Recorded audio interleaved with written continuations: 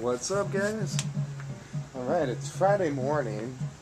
These are some NES games I picked up Thursday night from Game Trader again. And, I didn't spend much once again. Got some great deals. And also under here I have the Turbo Express I'm fixing. My soldering gun didn't get hot enough, so and plus I got my air vent here. It's like 50 degrees down in this room. Anyways, my soldering gun didn't get hot enough, so I gotta put this capacitor on there in place of this one, and that should fix up the screen and everything. So I got that going on this weekend. Anyways, here's what I got from Brian's. Let's see, a couple of these were... Alright, well, let's start with the good shit. These three piles here were 15 bucks. First game you see there is Toki. Next game you see is Joe and Mac. And I'm going to stop there and tell you what I think's going on in Game Trader is, he throws out those rare games in this bin once in a while, because I know he has a small stack of, like $10 games or whatever, plus he has some of the more rare games, not necessarily price-wise, but the more rare games. He had a small stack behind the desk. And I think he just throws one or two up in that bin every day just to give you something neat to find. Because there's been many a times, and I know some of the other guys who go there have found, a rare game in the bin. I've seen copies of Battletoads in there. I saw a copy of Teenage Mutant Ninja Turtles Tournament Fighters in there. And, I heard that one was in there. I heard, Easy B-Man found something in there last week that was like a $20 game. So I've heard of a lot of stuff being in there, and, I found a couple myself, but, when I saw Joe and Mac and Toki in there, they were just right in the front left, close to the desk, just right in the front left, like they were just thrown up in there, for you to find. There was also one or two other really good games in there. But anyways, I found those two games, and I'll go through the rest here. WrestleMania, Peter Pan and the Pirates. I got Hook the other day, so I wanted to get this one, see how this, goes along with the story. I've also been picking up a lot of wrestling titles lately, so I'm kind of glad to have that title there. Here's Road Blasters. Gaming Nights. He said he used to play this a lot as a youth, so I'm going to check that game out. And that's also Mindscape game. I picked up a couple Mindscape games today.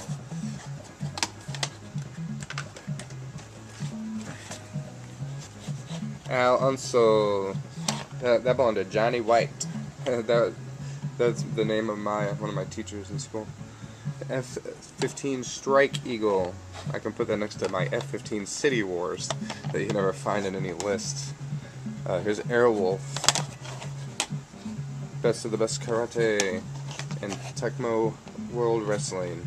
See, this is what I'm talking about. Get games like this. You don't want to pay over more than $1 for them. Alright, here's a good game here. Kind of interested in that. And you don't see this too often. Roadrunner. Here is WCW Wrestling. Jeopardy. Here's a copy of Bigfoot. That's a pretty good game. Can't wait, I'm going to check that one out. And here's Danny Sullivan's Indie Heat.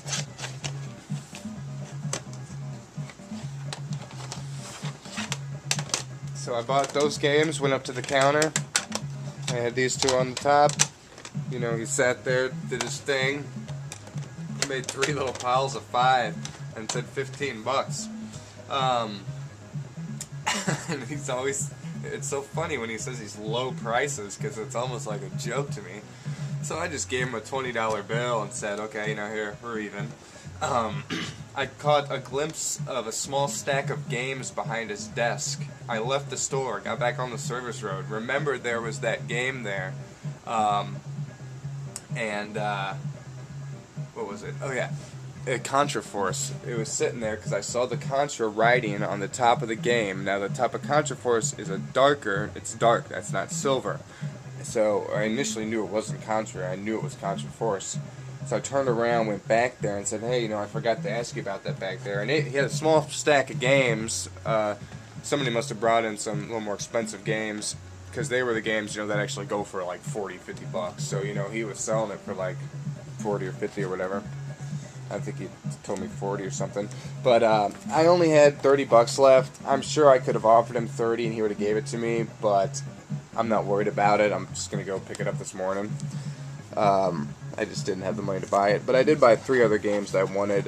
Here's another version of King of Kings. This is the 1.2 or 1.3 camel version, and I'll find that out when I pop it in. It's got the instructions there.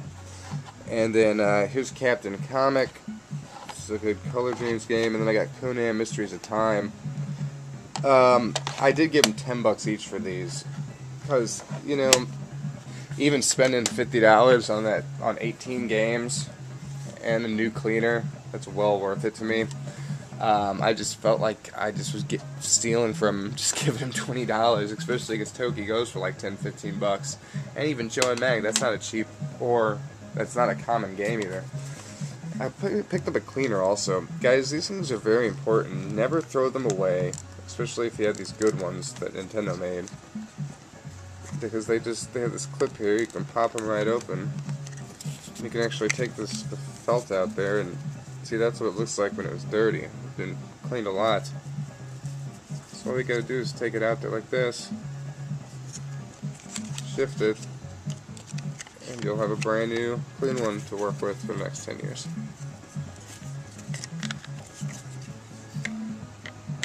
Always clean your pins. Get one of these. If you do not use one of these before you change the pin connector in a Nintendo Entertainment Center, you're possibly wasting a lot of time and effort, because this fixes most of the cleanliness solutions. It doesn't fix your damaged pins, but you'll definitely get a lot of crap off there. And always make sure your games are clean. So I picked up another one of these. So, like I said, 15 bucks there. I bought 3 other rare ones for 30. Now let me tell you something. Easy B, man, if you're listening, I think you've noticed this already, but he obviously puts rare games up in that bin for us to find. Because like I said, like he told me, yeah, he's had a copy of Bubble Bobble 2 come in there this year, and he sold it for $100. He said he saw a copy of Little Samson a few years back. He sold it for $100. He'll put those games back on the shelf, and I'm sure that's only common knowledge. But and obviously for a game like Contra Force, he knows what the rare games are, and he's gonna get, like he wanted $40 for that game. So hopefully if you want that game, you better get there before noon today, because I'm gonna go at 12 right when he opens and try to pick it up again. And but those things go fast, and sometimes he doesn't have a pile of games behind the desk. Sometimes he does. So I looked through them and, just took a couple of them. But what I realized was 2 of the games I saw back there, one of them was, what was it? It was a copy of Miss Pac-Man, the Tengen version, and the worn-out copy of Battletoads with some label damage. Both of those games were in the bin last week or 2 weeks ago when I went there. Meaning that what I think he does is he just takes a couple of these games once in a while. Like he might take Conan one day or something, which is, normally like a $10 game or so, and just throw it up in that bin. That's exactly what I think he did with Toki and Joe and Mac. I think he just took them out there and just set them up in the bin there for somebody to find. Because there are a couple other good games up in there. I mean, I don't recall which ones off the top of my head, but I know, he does that. So, that will keep me coming back to his store, regardless of it being a video game paradise. So, to me, that's just really cool, and I'll take my chances at his store now with all my cash over going to Goodwill, at least until my NES collection is done. So, yeah, guys, well, thanks for checking this out, and I'll see you later. I'll give you an update on that Turbo Express, too. Peace.